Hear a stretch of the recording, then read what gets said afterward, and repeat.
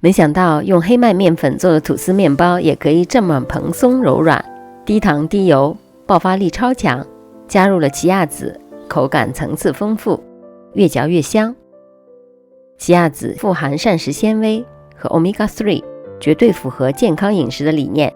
先用温水浸泡10到15分钟之后，奇亚籽就吸足了水分。今天我用了鲜酵母和常温水混合融化，如果用速发酵母，用量就是鲜酵母的1/3。面粉的配比上，我用了30%的黑麦面粉，配上70%的高筋粉，这样的比例做出来的面粉口感就不会太过扎实。黑麦面粉也属于低 GI 食材，对喜欢吃面包又害怕血糖升高的朋友们特别友好。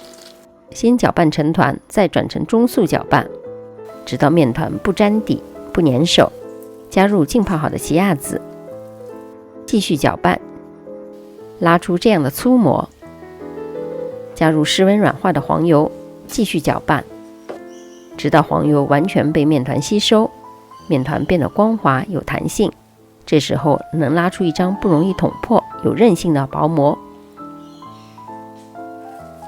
整理好面团，在碗里喷点油防粘，盖上保鲜膜，进行基础发酵，发到原体积的2倍大，不回缩不塌陷，就说明发得刚刚好。把面团分成3等份，每份大约180克，滚圆，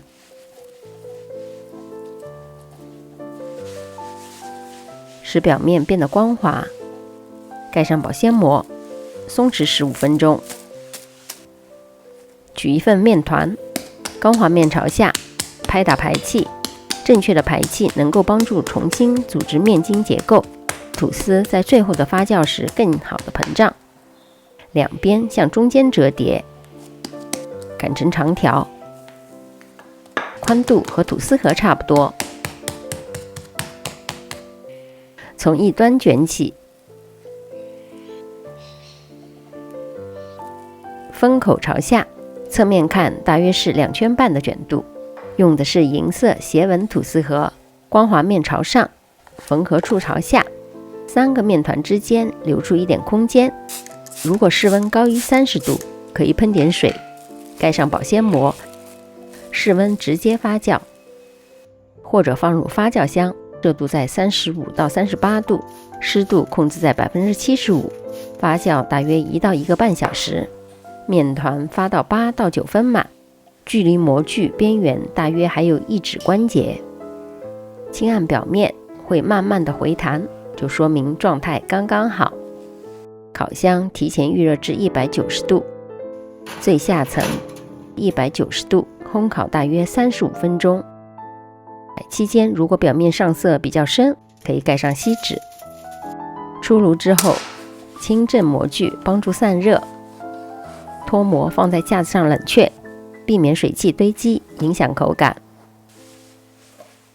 这款黑麦吐司面包蓬松柔软，爆发力超强，加入了奇亚籽，属于真正的低 GI 饮食，可以当主食来吃，也可以切片做成三明治，健康又美味。